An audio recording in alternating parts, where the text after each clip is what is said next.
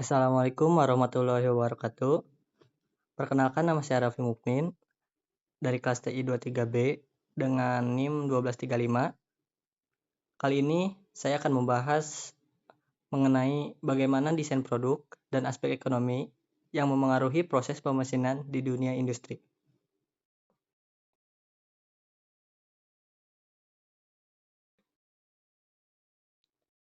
Yang pertama itu ada tujuan pembelajaran. Untuk umum itu memberikan pemahaman tentang dasar proses pemesinan, mesin perkakas, forming, molding, metodologi, hingga kualitas produk. Untuk khususnya ada mampu menentukan kualitas dan parameter pemesinan.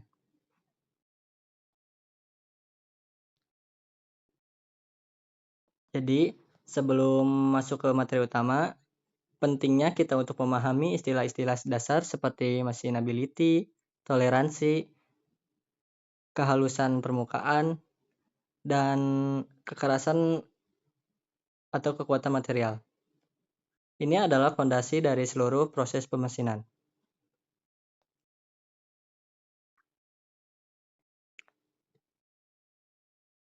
Pada slide ini, kita masuk ke bagian penting dalam proses pemesinan, yaitu kemampuan proses atau dalam bahasa Inggris disebut dengan machinability.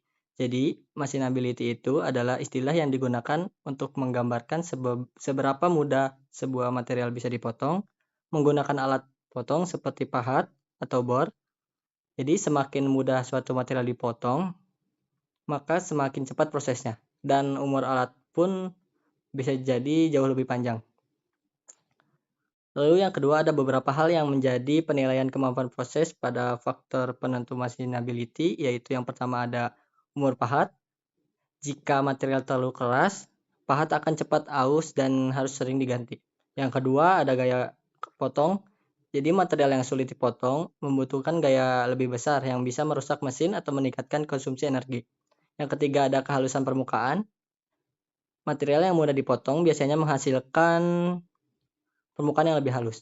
Dan yang keempat ada kemudahan pembuangan gram, yaitu sisa potongan logam dari proses pemesinan. Lalu di sini ada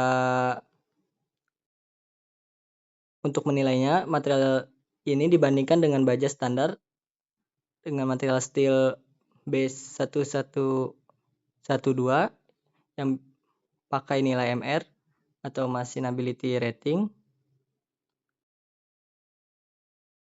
Jika MR di atas 1 itu mudah dipotong, jika di bawah 1 itu sulit dipotong.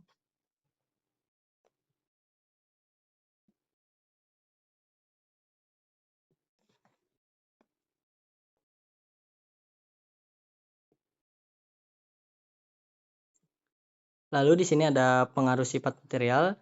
Yang pertama itu ada kekerasan tinggi, jadi si pahatnya itu cepat aus. Yang kedua ada material terlalu lunak, ulet, dan permukaan potong jadi kasar. Yang ketiga ada tinggi karbon, mangan, nikel itu makin keras, makin susah dipotong.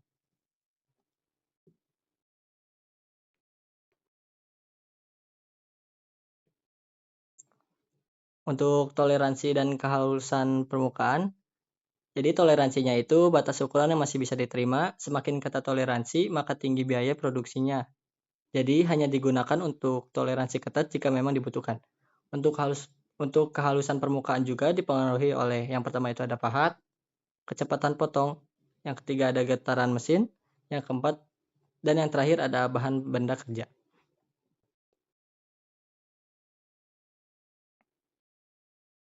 Lalu di sini ada pemilihan parameter. Kecepatan makan dan potong berdasarkan jenis pahat, finishing, atau rogging. Jadi memilih parameter pemesinan itu seperti kecepatan potong harus mempertimbangkan jenis pahat dan hasil akhir yang diinginkan, apakah kasar atau halus. Tujuannya itu tentu untuk menekan biaya dan waktu.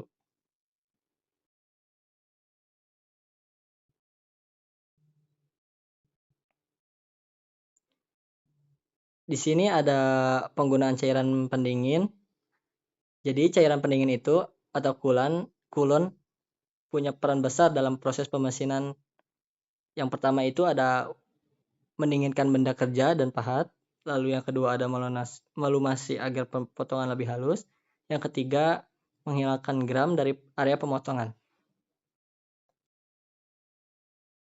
Nah, pada slide ini menjelaskan jenis-jenis coolant. Yang pertama itu ada strike oil, yaitu pelumasan bagus, pendinginannya kurang. Yang kedua ada soluble oil, jadi campuran minyak dan air paling umum biasa digunakan. Yang ketiga ada semi sintetik, jadi ini kombinasi dua jenis sebelumnya. Lalu sintetik, yaitu pendinginan terbaik. Nah, di sini ada cairan pendinginnya. Jadi yang pertama itu dibanjirkan ke benda kerja, bisa disebut dengan fluid application of fluid. Yang kedua ada disemprotkan, jet application of fluid. Yang ketiga itu dikabutkan atau mist application of fluid, yang dimana fungsi utamanya dan sekunder yaitu pelumasan, perlindungan dari korosi, dan pengangkatan gram.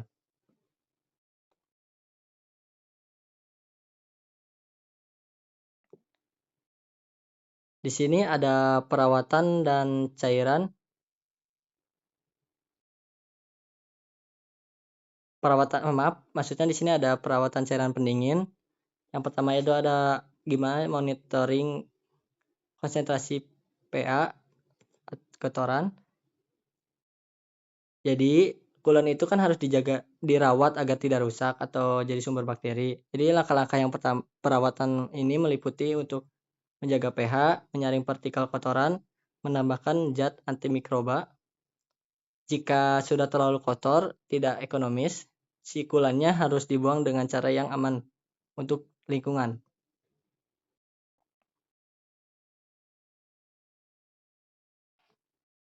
Nah, di sini ada desain produk yang baik untuk pemesinan. Yang pertama itu hindari desain rumit seperti undercut atau boring yang dalam. Lalu yang kedua ada yang boring yang dalam. Yang kedua ada gunakan ukuran standar. Yang ketiga itu pemilihan material yang mudah dipotong. Yang keempat itu rancangannya agar kuat saat dicekam. Yang kelima itu sesuaikan toleransi dan kehalusan dengan fungsinya.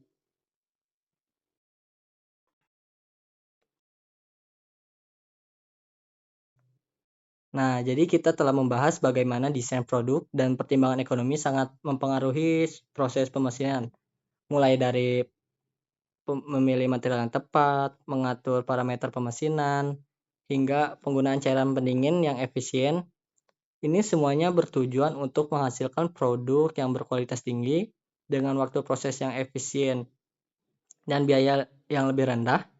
Dengan memahami prinsip-prinsip ini, kamu akan lebih siap dalam merancang proses produksi yang tidak hanya efektif tetapi juga hemat biaya. Terima kasih yang sudah menyimak sampai akhir. Jangan lupa like video ini, komen dan share dan subscribe juga untuk konten edukatif lainnya seputar dunia teknik dan manufaktur. Sampai jumpa di video berikutnya. Terima kasih.